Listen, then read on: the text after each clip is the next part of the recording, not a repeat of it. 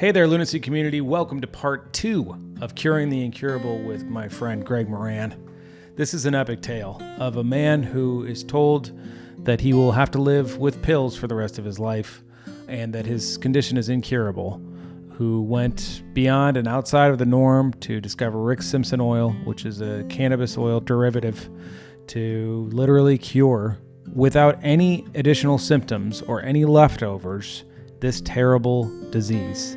I actually recently just talked to a very good friend of mine who also had this same condition and had to get a lot of his intestines and colon removed and now lives with a colostomy bag for the rest of his life. Whereas this is a very functional, actual cure. And Greg is living proof that it works. Enjoy part 2 of Curing the Incurable. Ow! You know, you've been praying for this. For you just super in gratitude all the time?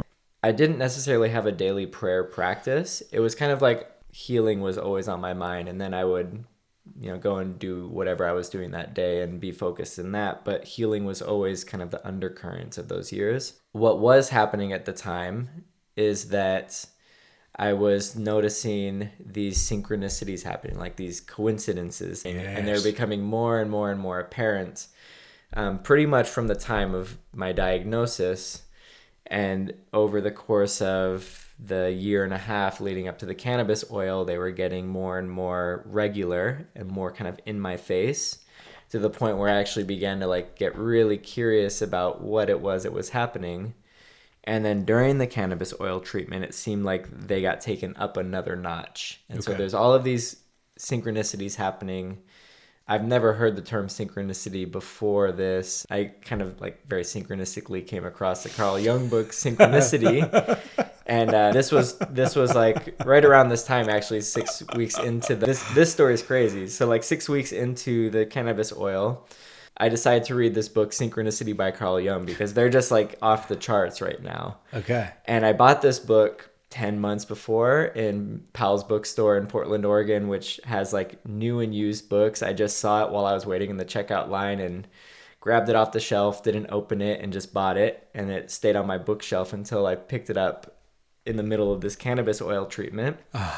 Wanting to understand why these synchronicities were happening. And I open up the book, and on the front cover is a letter that's written in the book. And it says... Because it's a used book. Because it's a used book, and it says, "Dear Greg." What come on. Yeah, it says, "Dear Greg, thank you so much for sharing this book with me. I've received so much from it. And thank you so much for telling me about EFT. I didn't know what EFT was at the time. It turns out it was emotional freedom technique, like the tapping, which came into the picture a couple months later. And so I opened... Was that the whole message?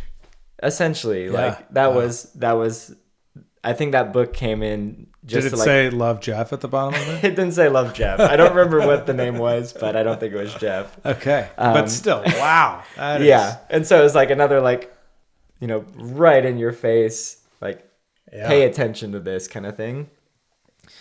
Then I decided to keep going with the cannabis oil treatment and finish out the 3 months.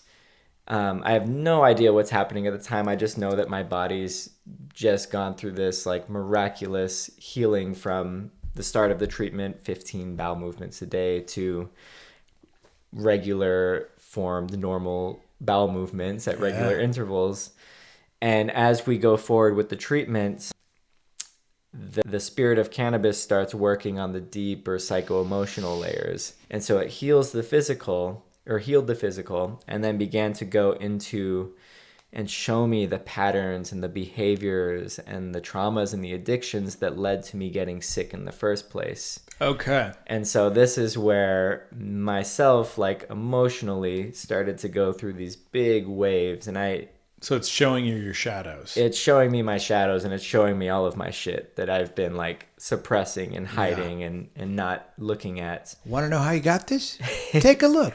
Yeah. Here's You want to actually heal this so it doesn't come back. Take a look at all this stuff. So this is what happened, and this is how it caused the thing. Yeah.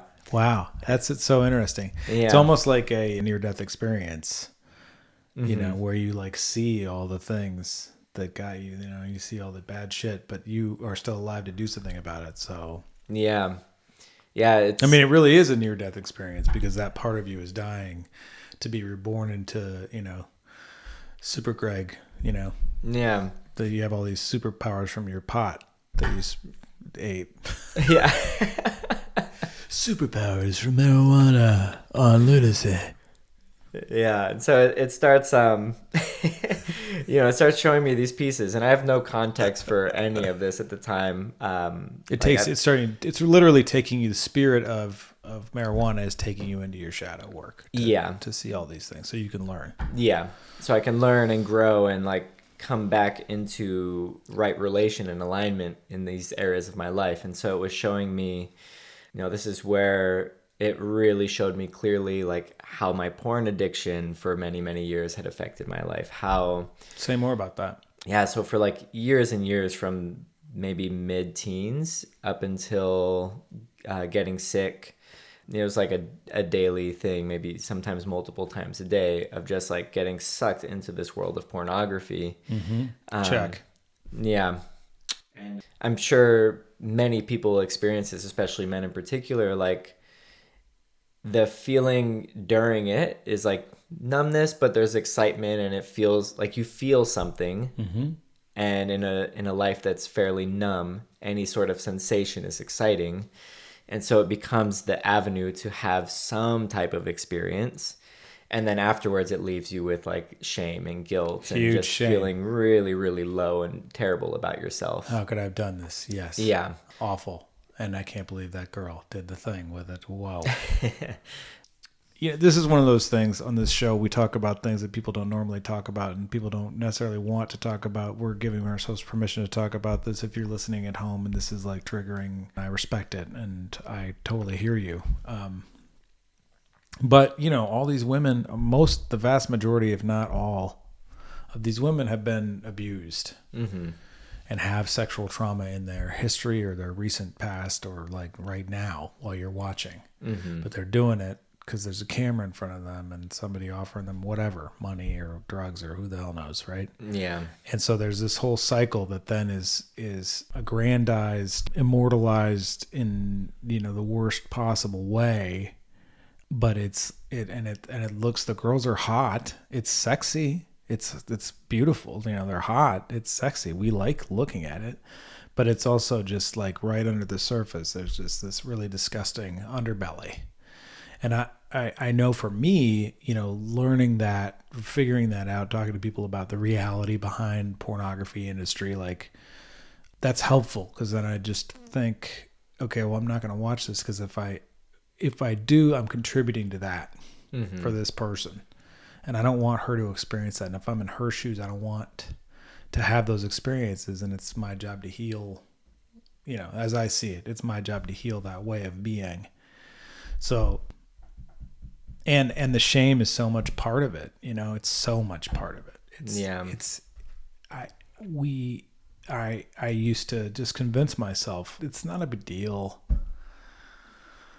Who cares? You know, everybody does it. Yeah. My friends, we're all talking about it. I mean, even since I was a kid, like it was before we had, you know, a pornography device in our fucking pockets all the time.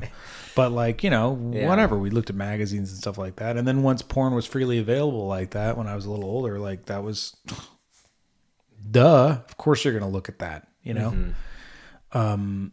But there's always like a huge shame around it. And also still in a culture where masturbation's not talked about and we don't even have any remotely positive way to talk about sex, generally speaking, in this culture. There's some good parenting going on, and thank you for those of you who are doing that. And there's some good discussions about it that are going on. And I hope to God that in schools there's a better, more elevated discussion about it and how it relates to creation and making life, etc. But like, we are fucked about this.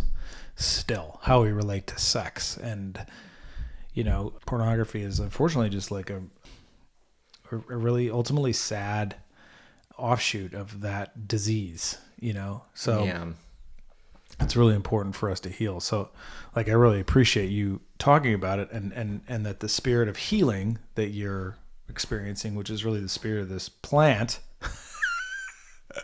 Yeah. He's talking about plant spirits again. Fucking close your ears. The spirit of this master plant, like, is showing you, look at this. It's not just that like pornography is bad and, you know, like whatever, you should be abolitionist about it. It's like the shame that it is causing you and the source of it karmically, etc. Like it's just a whole web of darkness, you know? And the ways that, you know, that shame ripples out into all of the relationships in my life at that time, and the way that it hurts those who are closest to me, those I love most, whether they know or not that like I'm addicted to porn or addicted to alcohol or whatever it was at the time. And then, you know, in this process of like being shown this, I'm starting to learn more about kind of the effects of pornography use and stuff like that. And something that's come out more and more in recent years is that porn use is equivalent, like the brain of somebody who uses porn regularly is pretty equivalent to the brain of like a hardcore heroin user. And so that's why trying to quit that stuff can be so challenging and so difficult for people. And then that only perpetuates that shame and that lack of self-forgiveness, lack of self-love, because it's like on some level, you know that that's not a good use of your energy. You know, it's not honoring yourself or your relationships. And at the same time, you can't seem to give it up. You can't seem to let it go because it's worked its way into your brain in such a deep way. So it's really insidious how it all works. And like, I don't think the fact that it's just freely available online is any coincidence either. I think it's, you know, purposefully done in that way in order to bring people into that state of consciousness and perpetuate that shame on a mass scale. Suppressed population, much more easily controlled. Yeah, and also, you know, sever the connection between the act of sex and love. Because sex is such a beautiful act when it's done with that love and that purity of intention and connection with somebody that you deeply care about. So it severs that connection, which in many ways I think is your direct line of connection to spirit. I mean, this is what true Tantra is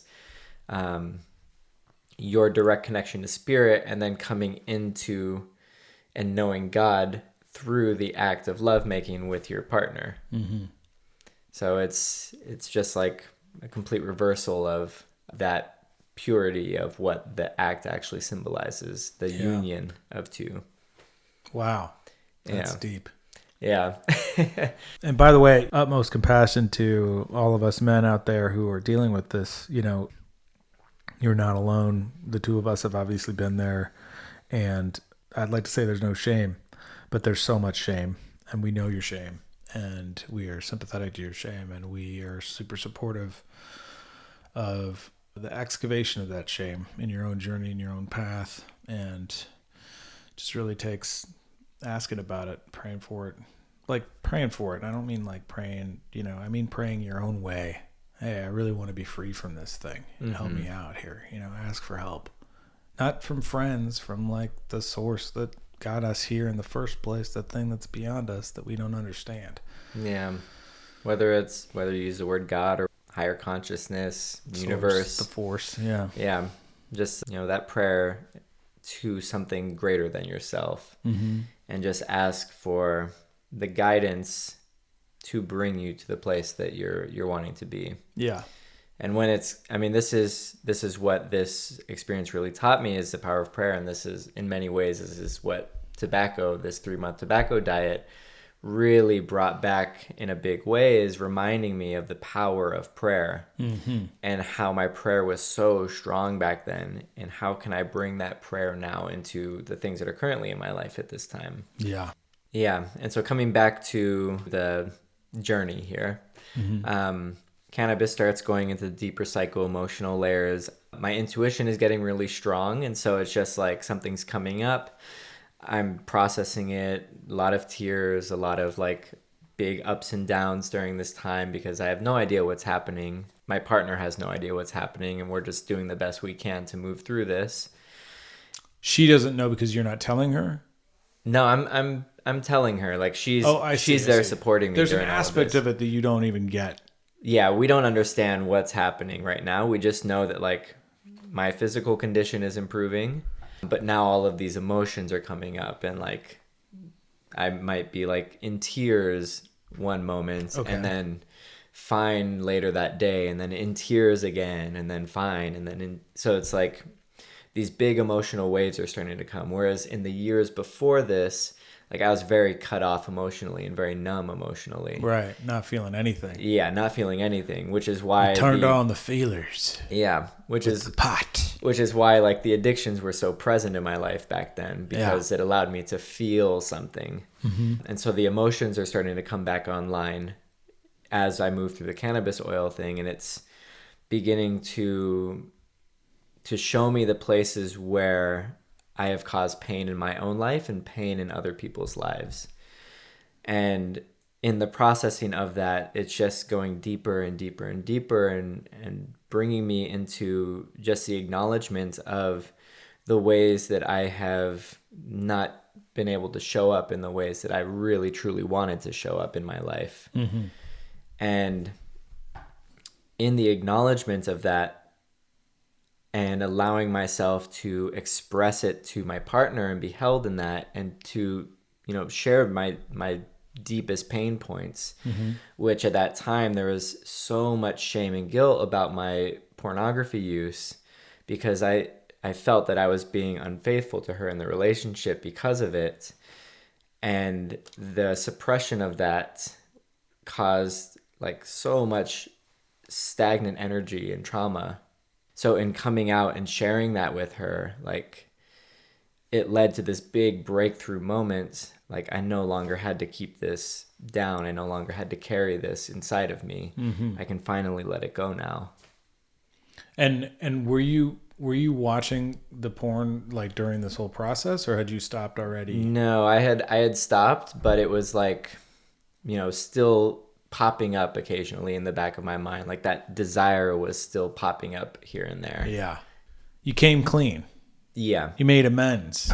Yeah. You asked for forgiveness. Yeah. Yeah. This is the process. This is the work. You're like, hey, I've been carrying this weight. I want you to know I'm really sorry about that. I was doing this. I feel like I was cheating on you. And she, how was she about it? I mean, she was crying right there along with me, but she forgave me like immediately. Beautiful. This was like in the final days of the 3 months that this happened, and this led to me confronting the deepest, darkest thing that I had been carrying for so long. And when that was finally brought out into the light and I no longer had to carry it, my energy like just blossomed. And this is where like I had my first real spiritual awakening moment. Wow. It was right at the end of this, and it was New Year's of that year. New Year's Eve was the final day of the 3 months. Went over to some friend's house for a New Year's party, and everybody's getting ready to take the New Year's shot, and I haven't been drinking for 3 years at this point now, and my intuition is just like super dialed in at this point, and Cannabis tells me to go up to the balcony on the roof of the house I was in. So everybody's getting ready to take shots, and I go up to the balcony by myself, and I open up the door to the balcony right as the ball is dropping, and I just see the full moon directly above the Orion constellation standing straight up in the sky. Wow. And at the time I had been reading the Egyptian Book of the Dead. Wow. Isis going into the underworld, finding the pieces of her husband, putting them back together, and then raising him back from the dead and giving him a second chance at life. And so I see this, and it's just like, it just begins to speak to me. And it mirrors that. It mirrors that whole thing. Okay. Yeah. And then the moon begins to speak with me, and I don't know if it's, the spirit of the moon or the spirit of cannabis oil or the divine feminine that's speaking through the moon. But it starts speaking with me, and it says, "You're healed now. Whatever you do moving forward, know you will always be all right." Wow. And I'm just like crying, like in complete awe of this, like a direct experience of God or goddess in this moment. And she just begins speaking with me, and she says, find a way to access this level of consciousness without the use of anything external. And then also gives an invitation to share this with others. those two things, like, they feel so huge. Sharing this with others, sure, I can talk about it, but like, I don't know how to even process what's happening right now. And then I don't really know what she means about find ways to access this level of consciousness without anything external. But it's just like I'm having this direct conversation with something much, much greater than me that is telling me, you're healed now. You're good moving forward. And for 3 days was in this place of like really enhanced consciousness where, again, I had no context for anything that was happening at the time. So I thought I reached enlightenment. Yeah. Satori, at least. Yeah. Yeah. And I was like, oh, this is sweet. Like, this is going to be the rest of my life. Like, sweet, done, easy. check. Made it. Yep. What's up? Made it. Buddha Greg, ladies and gentlemen. Boom. But and so for 3 days, it was like, you know, I would walk around and I was in such a state of love and appreciation. Like, plants and trees were just like freely talking and communicating with me. I would see a face of somebody walking down the street, and like just in the energy of their face, I could feel what it was that they were carrying, like what wound they were carrying, and knew like a little phrase would just come to me to say to them that would then allow them to just like let go of the weight of that for even just a moment. And it was like really... Like what? Give me an example. Like, I don't remember exactly what I said, but one of my friends came over and I could see in his face that he was carrying this wound of like not really feeling like a part of the friend group. And his, you know, his childhood history lent itself to that belief being formed because he moved around a lot as a child. And so it was like he would kind of start to make friends and then his family would move again and he would have to start that whole process over again. And so I noticed that, and we went out into the backyard, and I just said something to him, and it was like just the acknowledgement of that, all of this energy just like let go, and he started to feel much lighter, started to laugh again, like his energy just completely cleared from that. So it showed me like the power of compassion and holding others in that space of like no judgment, just, you know, just seeing a human being and whatever it is that they're moving through at that time and loving them in that. So this goes on for 3 days. Very Jesus of you. It's all very Jesus of you, Greg. You know what I mean? You're matching your hair right now. Yeah. I like it. And the beard. Yeah. It's good. And so, it's good, Grandalf. Good. Yeah. So this goes on for 3 days and I'm like, oh, this is sweet. Like life is going to be a piece of cake from this point on. And then 3 days in, it's like my energy's up here, and then it's like roller coaster, pew, all the way to the bottom, and then it's like, oh no, have I made myself schizophrenic, and like just severe disconnection. And then for the next like many months, it was like high highs where I'm back in that super connected state to low lows where I'm like again like super disconnected from everything, feeling cut off from life. Yeah, it's really, really intense. And during this time, like I'm not taking cannabis oil anymore. I stopped taking it after that New Year's encounter. Okay. You were taking it up to the moment that you saw the moon over Orion, and then you stopped taking it. Yeah. And then you had these 3 days of bliss. Yeah. Yeah. And so one of the other things that I was told on that balcony by the moon was like, you know the power of my healing now. Don't abuse me like you have in the past. You can always revisit me if you want, but you don't need me anymore. Find ways to access this level of consciousness without the use of anything external. And so I was no longer taking the cannabis oil, having these big waves now. And the yin yang symbol came into my life in a really big way at that point. And for like the next year, it was about finding the balance and beginning to balance out my emotional body, like find my own footing again, having to rediscover who am I without this disease now, because I'm no longer this person who is sick, who can't go to events and functions and things like that because of this disease. It's like I'm having to rediscover who I am in life. And that was a really difficult process for me. And so this is when I began to spend large amounts of time alone in nature, just like grounding myself again.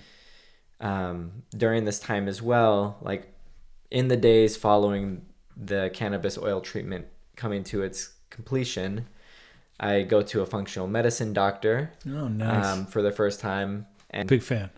yeah. I have one. Yeah. And they're amazing. Yeah. And I go to this functional medicine doctor and I tell her, like, you know, I just finished this cannabis oil treatment. I'm no longer having physical symptoms, but I still want to have tests done to just like check out the microbiome composition, make sure I'm getting the nutrients, which nutrients I need to supplement and stuff like that. So we begin working to balance out all of these different pieces. Mm-hmm. And during this time, I'm also beginning to learn about mycotoxins and molds and heavy metal toxicity.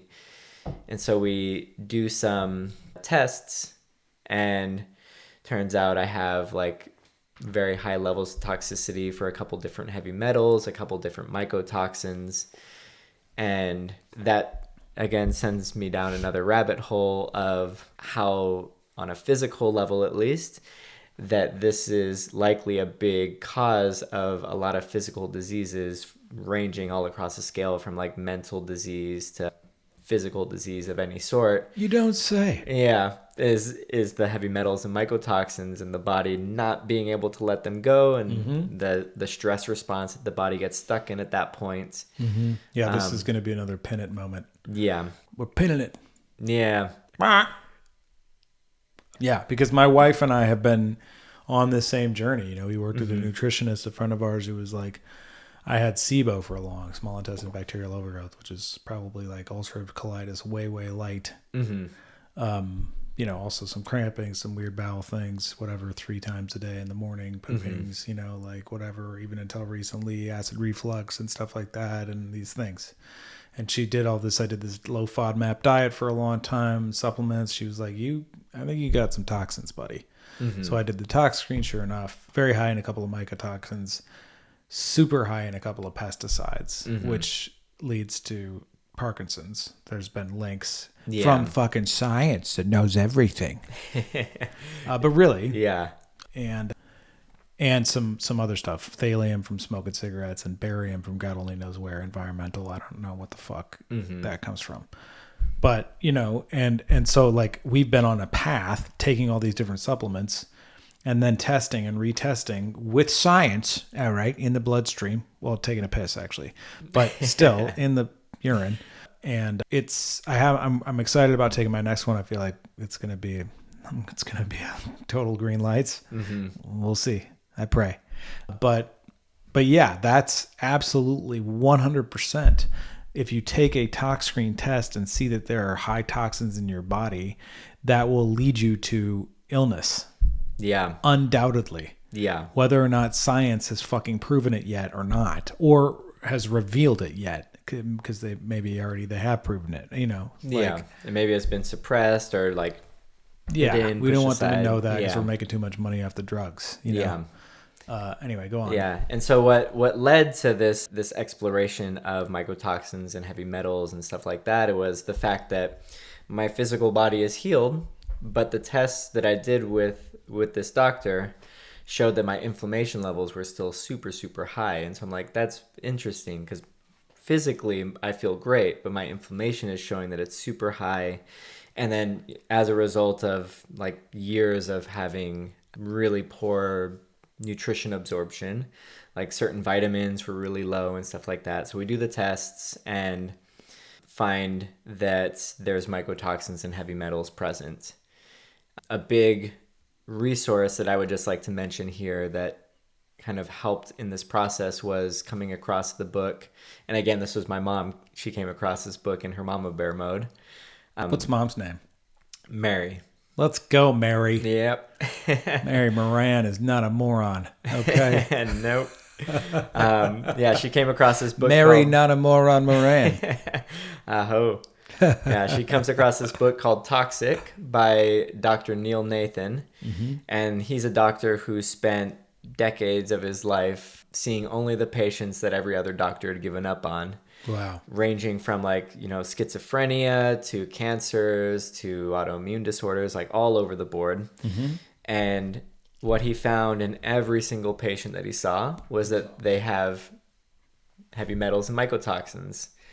And when he began to treat the heavy metals and mycotoxins, regardless of whatever disease they had, it started to improve. Oh. Yeah. Wow. And so in this book, he lays out his protocol for what he does with these patients. Oh, wow. Okay. He gives you the keys.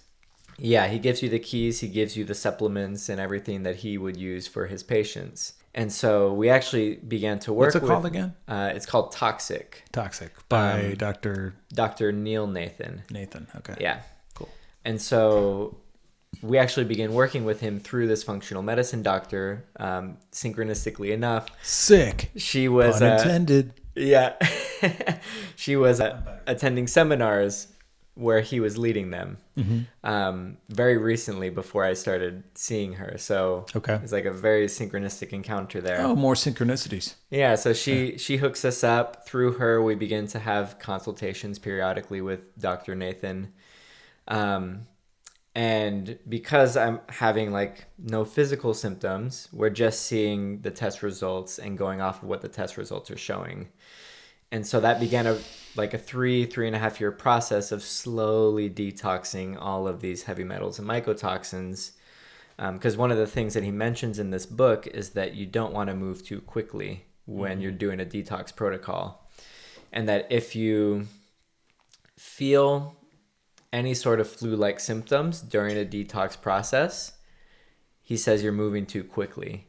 Because what's causing those flu-like symptoms is when those mycotoxins die, they release their toxins, and then the binders or whatever it is that you're taking are supposed to carry those out of the body. Yes. But if there's too much toxins released at once, then it'll just travel somewhere else in your body, reinfect your body in that other spot. So he says move super, super, super, super slow so that you don't reinfect yourself just constantly. Yeah. So that whole process of detoxing took about 3.5 years before I got the all green on the test results.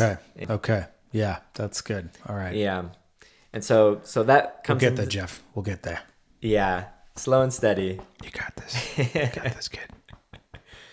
Yeah. And so that comes into the picture, and I'm doing that on the kind of physical, medical side. And then coming back to kind of like the psychological and emotional side of my journey at this time.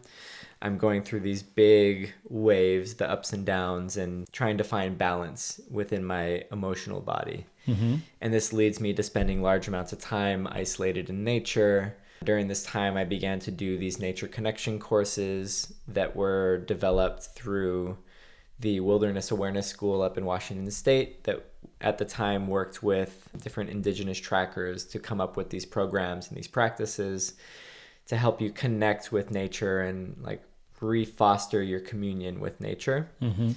And so I would spend large amounts of time in the woods up in Pacific Northwest, just listening to birds, learning the different trees and the different plants in the area, and just like slowing everything down.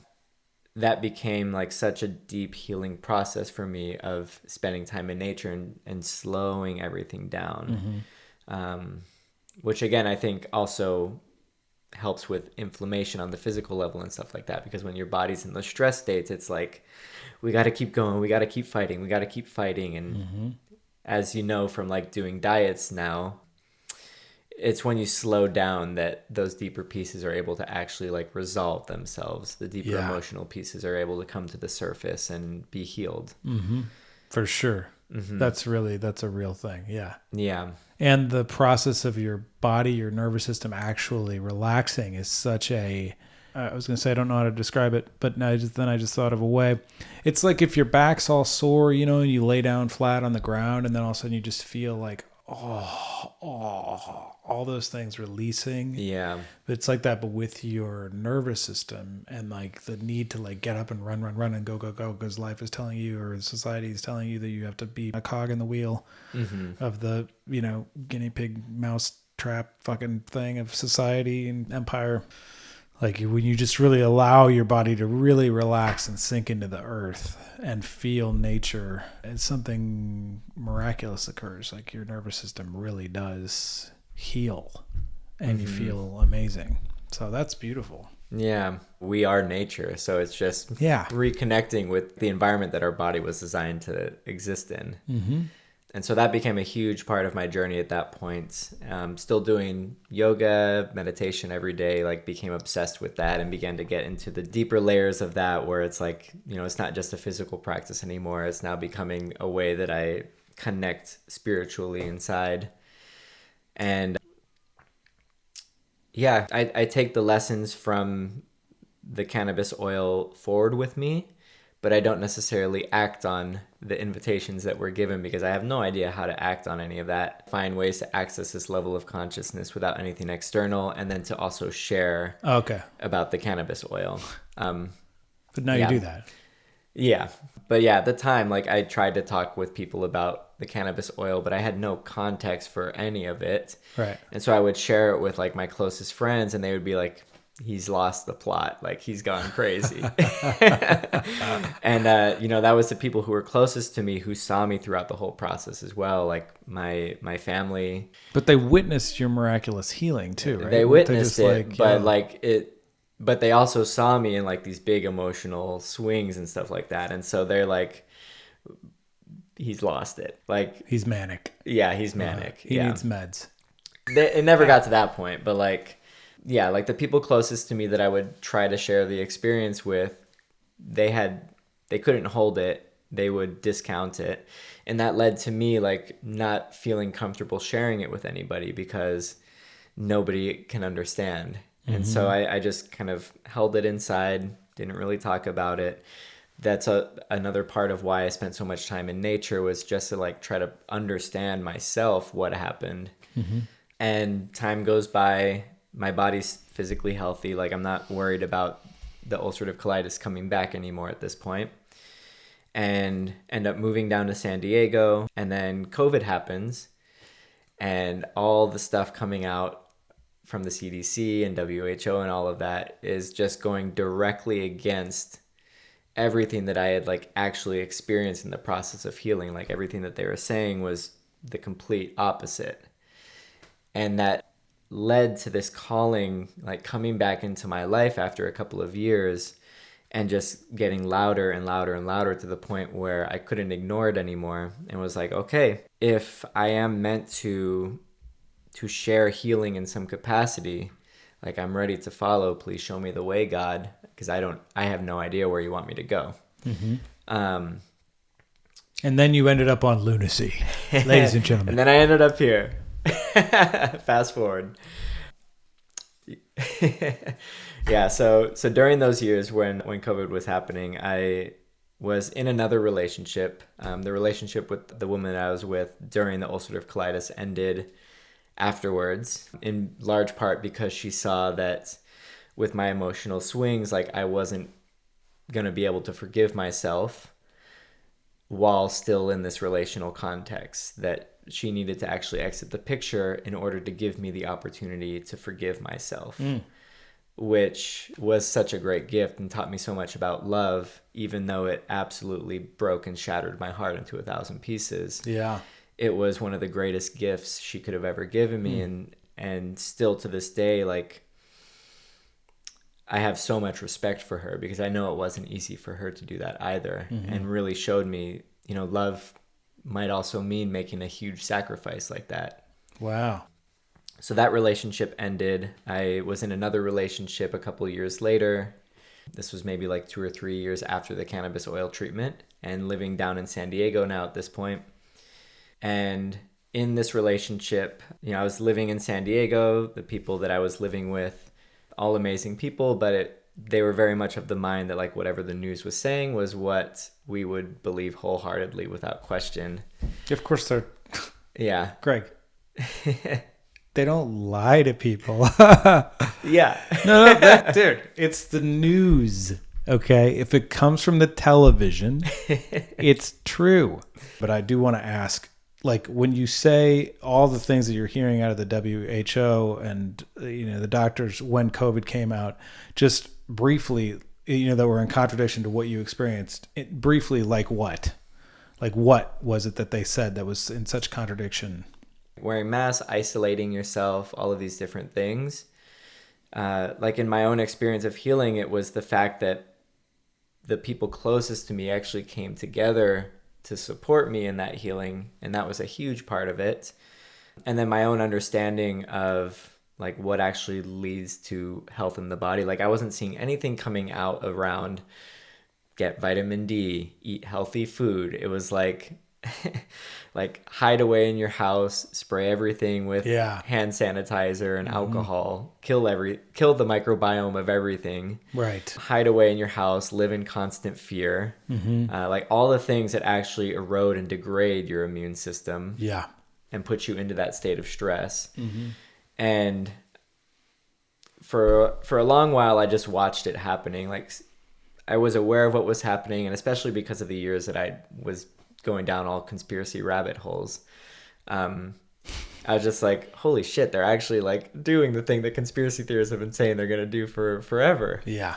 And watching all of this. And then once the COVID jab started to roll out and I saw like, oh shit, and they're going to try this now, that call to like begin to speak out and begin to offer and share what actually leads to healing became really, really loud. And it got to the point where I could no longer ignore it.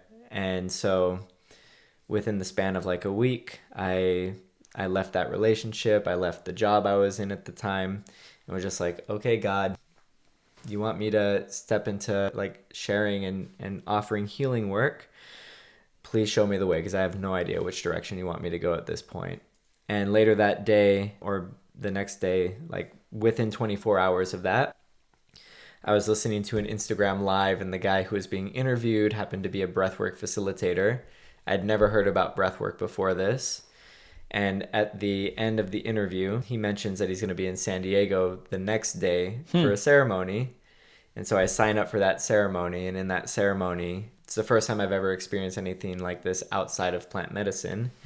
And I feel myself lift out of my body and a voice say, follow this. Ooh. Yeah. Yeah. Nice. And so I speak with him afterwards, and he's like, I don't offer facilitator trainings, but there's a lot of amazing schools out there. Just do your research. Went home and just started researching and found the Breathwork Academy that I eventually did my training through and just dove all in on it. Cool. And here we are. Yeah, and here we are like 4 years later. And yeah, just went all in on it, began to offer breath work, healed a lot of trauma, and actually began to understand the nervous system on a much deeper level, because breath work is all about nervous system regulation and bringing yourself into those parasympathetic states. And then in the process of like healing and resolving trauma and learning about how to hold that process and guide others through that process, I began to understand my own process that I went through during the cannabis oil, of like the fact that my physical body came back into regulation, and then the deeper layers started to come up to be resolved. Those somatic layers began to come up, and the stuff began to leave somatically through the body.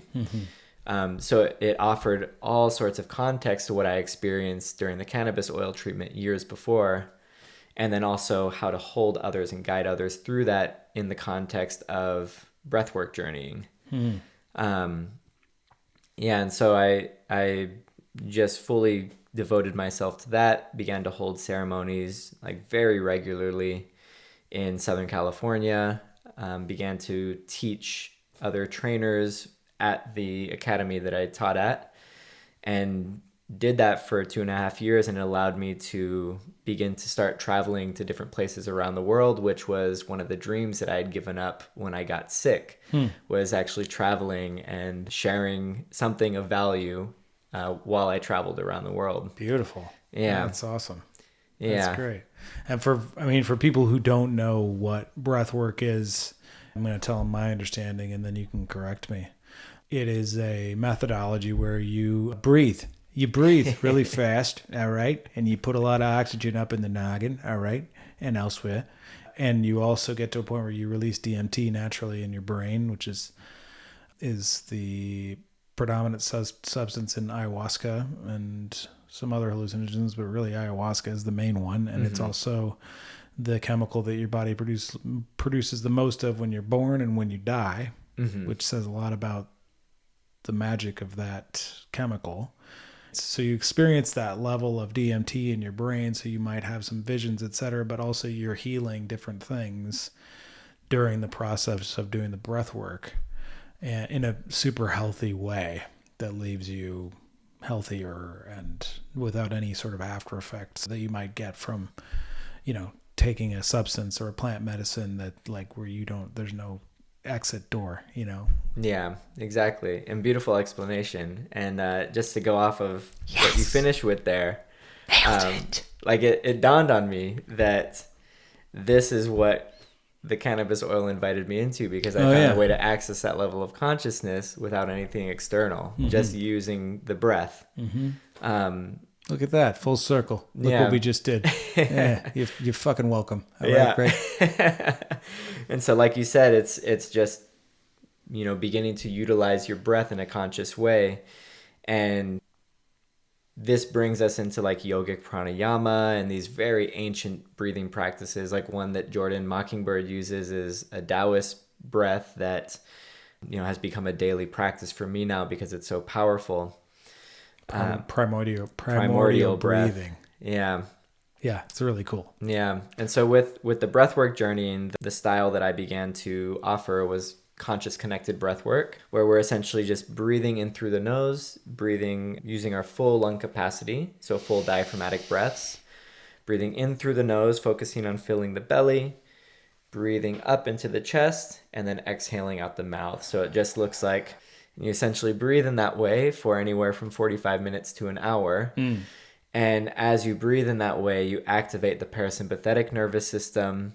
Body comes into a state of deep rest and relaxation. Which the parasympathetic is the opposite of the fight or flight, or the sympathetic nervous system. Keep going. Exactly. And the body's natural healing capabilities come online when you're in a parasympathetic state, that rest and digest state. And so as the nervous system begins to relax and unwind into this parasympathetic state, the body begins to go into its natural healing processes, which for many people is supposed to happen when we sleep at night. And so we're not conscious of it. But in the breathwork journey, we're going in with our conscious awareness, bringing ourselves into those deeper states of consciousness and nervous system regulation, and actually on a psycho-spiritual level experiencing that healing process happen internally, and experiencing it as a mystical journey experience. It's very much like what plant medicine brings us into. You just read The Cosmic Serpent by Jeremy Narby. And he describes it beautifully with ayahuasca, that a lot of the visions that the shamans will paint, looking at it from a scientific perspective, it's like the paintings that they're drawing are the way that scientists will draw mitochondria in the cells, the way that DNA replicates. That's all in the ayahuasca paintings. Interesting. Yeah. Yeah, isn't that fucking interesting? By the way, read that book. Yeah, that book is amazing. The Cosmic Serpent, Jeremy Narby. Do yourself a favor. I'm going to see if I can get him on the show. But that book is amazing. Yeah, that book is just incredible. Open your eyes. Willow bark. Nobody knows what willow bark is if I mention it. Willow bark is where aspirin comes from. But if you eat willow bark, you don't get any of the bad digestive effects that you would get from eating aspirin. You don't have to eat it with a meal because it still has all of the elements of the bark which serve to subdue the part of your digestive system that would reject it.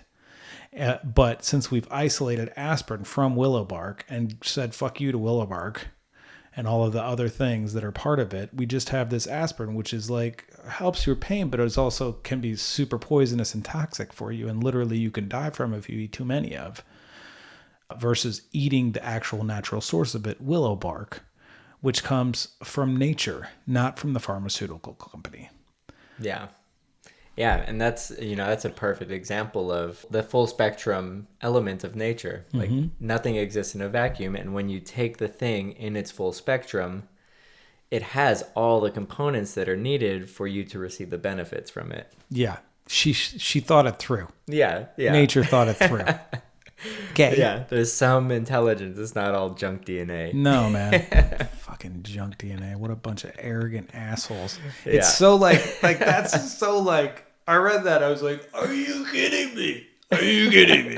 Are you kidding? You gotta be, come on, are you kidding? And Junk this is the DNA? basis of what genomics and like our understanding of physiology is based off of, is the fact that 90% of it is junk. Junk. Junk. Not mystery DNA. Yeah. Junk DNA. Yeah. Zero reverence. That's insanity. That's lunacy. That is absolute lunacy. How do people get in contact with you, Gregory? So they can find me primarily on Instagram, is where I do most of like my sharing and marketing and stuff like that. My Instagram is Eagle Oak Alchemy. Ooh, Eagle Oak Alchemy. And then my website is eagleoakalchemy.com. Okay. Yeah, eagleoakalchemy.com. Yeah. I think it's really sad that you're doing all this for the gram, bro. You know what I mean? Totally sold out. He's doing it for the gram. You guys. You know, it's a blessing and a curse that's the medium that most people will get their information from these days. Yeah. It can be such a energy suck. But also like it's a great way to reach a lot of people as well. So it's just about how you use it. It's very much of a double-edged sword, yes. Yeah. And I'm just saying this, like, if you find that you're looking at social media too much, give it a rest and go take a walk in nature. Leave your phone at home or put it in airplane mode so you can just take pictures. Okay, you know, just an idea. Do yourself a huge favor. Huge. Yeah, and yeah, I guess as we like kind of near the end of the conversation here, I would just like to kind of bring it full circle as well with the work that we're both doing now, going into these shamanic plant diets. When I began doing the shamanic plant diets about 2.5 years ago, it was a way to like really work with the plants in a way to help me heal these different beliefs that I was holding, show me the blind spots in my own life so that I can come into right relation with these different areas of my life. Mm-hmm. And during the years as well, like I've mentored with shamans for shamanic journeying, for healing and stuff like that. And it wasn't until this tobacco diet, this 3-month tobacco diet, that I realized that, that cannabis oil 3 months that I did all those years ago, that's essentially a shamanic diet, because I was on a very restrictive diet at the time. Totally. Like the process was very, very similar to the tobacco, although the tobacco is much more grounded in its nature. It's not so psychoactive. But one of the key pieces that has prevented me from really sharing much about the cannabis oil up to this point is that, I've received callings multiple times to begin to share and hold others and guide others through that space with the cannabis oil and allow them to experience that healing of whatever chronic ailment they're going through. And what's always prevented me from doing that is the fact that my process was so deep. Mm-hmm. I didn't have the confidence that I could hold somebody else in that space. And one of the things that tobacco really showed me is that with me kind of veering away from talking about the cannabis oil and going into breath work and shamanic journeying work, yoga and embodiment work and somatic healing, that the tools to hold people in that space are now present. And then coming back into working with plants in this way for the purpose of healing with like a lot of intentionality and really strong deep prayer, it's a full circle moment for me coming back to this piece of like, it's time to share this now. It's mm-hmm. time to share this knowledge and this wisdom and begin to hold others in that process as well. And, the world is incredibly sick right now on a physical level, and people are looking for answers, because now more than ever, one of the gifts that came out of COVID is that people see through the pharmaceutical industry in many ways now, and they're looking for alternative healing modalities. Uh-huh. So it feels like a really beautiful time to begin to share this information. And I know throughout my journey, like the cannabis oil provided so much benefit in my life and really gave me a second chance at life. And I've spoken to many other people who have done it themselves and been able to heal from, I've met people who have healed from ulcerative colitis, the effects of stroke, people who have healed cancers and Parkinson's disease using this cannabis oil. So yeah, as I go deeper into working with plants again and apprentice and train in how to guide and hold space in those realms, it feels really important to also begin to share the healing effects of cannabis oil and come into right relation with cannabis on like a societal scale. Mm-hmm.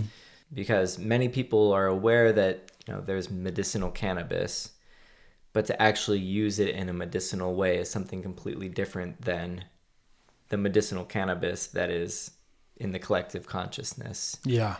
I interviewed my good friend Lunacy on this podcast about her use of marijuana. She does like ceremonial marijuana work. And I think it's so important because I love marijuana. I think it's great. It's been both very awakening, and I have also used it as a numbing factor a lot. But at different points, it has been a very awakening thing for me.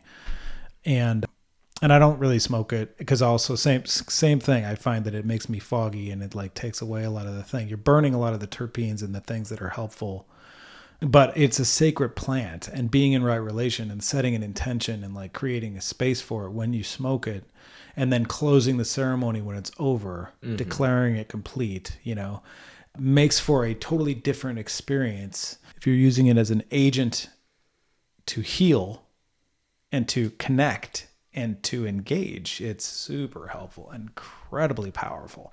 Yeah. So I think that's great. Would you be willing to guide someone through this process if they reached out to you? Is that something you're willing to offer? Yeah, and so that's something that I'm beginning to now venture into and begin to hold that space for people in a one-on-one setting. And, if I feel that I may not be able to help somebody in that condition, I still freely share all of that information with them on how they can do that process themselves as well. Would you give people a discount if they type in Lunacy at checkout? Yeah, absolutely. I just became an affiliate, all right, of Grandalf, ladies and gentlemen. Type in Lunacy at checkout, or when you email him about it, or contact him on the gram, bro. Mm-hmm. Yeah. At, what is it, eagleoakalchemy.com? eagleoakalchemy.com, yeah. And is there email? info@eagleoakalchemy.com. Okay, cool. Yeah. Beautiful. That's great. Amazing. All right. So I ask this of all of my guests, Grandalf. For you, what is sacred and what is insane? What is sacred and what is insane? What is insane is how disconnected the modern world has become from its roots, from the ancient ways, from Mother Nature, and the fact that we see this playing out at all levels, all throughout the world right now, this level of disconnection and pain and hatred. And yet we're still... Fear, yeah. And fear, yeah, ultimately fear. And the fact that in many ways, the mainstream is still using these same strategies to try to solve the problems that have been created because of this disconnection. We're still approaching it from a severely disconnected way. And to me, what is sacred, the essence of sacredness, is coming back into connection with Mother Nature, with what is. Throughout my whole journey, the phrase that I'll share with people from time to time is that Mother Nature provides absolutely anything we would need to live a happy, healthy life. Anything that we would need can be found freely in nature. It's just given to us. Most obvious one is our breath. We can just come back to our breath, allow for the healing to happen there. We can go to our plant allies in order to find deeper healing on physical and emotional levels. It's all here, and it's all just about reestablishing that connection and coming back into that connection with them. And the more that we are able to do that, the more sacred everything becomes in its essence. The more you're able to see the sacredness in every moment. Beautiful. That's a great answer. Yeah, thank you. Cool. All right, amazing. I want to thank you for being a lunatic. Put her there, pal. Yeah, thank you, Jeff. Thanks for coming on the show. Yeah, it's been an honor, brother. Yeah, Lunacy is a luminary podcast. Gregory, you're a luminary, officially. And please reach out to my friend here for healing with the Simpson oil or the breath work or whatever, or just you want to hang out. He's a barrel of laughs and really good on the guitar too. Really good medicine man. So thank you so much for being here. I love you. Yeah, I love you too, really Jeff. Appreciate it. It's been such a pleasure getting to know you over the last few months. Feels like years, but it's probably lifetimes. Yeah, no doubt. Thank you out there in Lunacy land. I love you so much. I really appreciate your support, watching this, participating. If you want to support directly, go to patreon.com/Lunacy podcast, and I would love that. And also you can type in Lunacy at checkout at eagleoakalchemy.com. Much love. See you next time.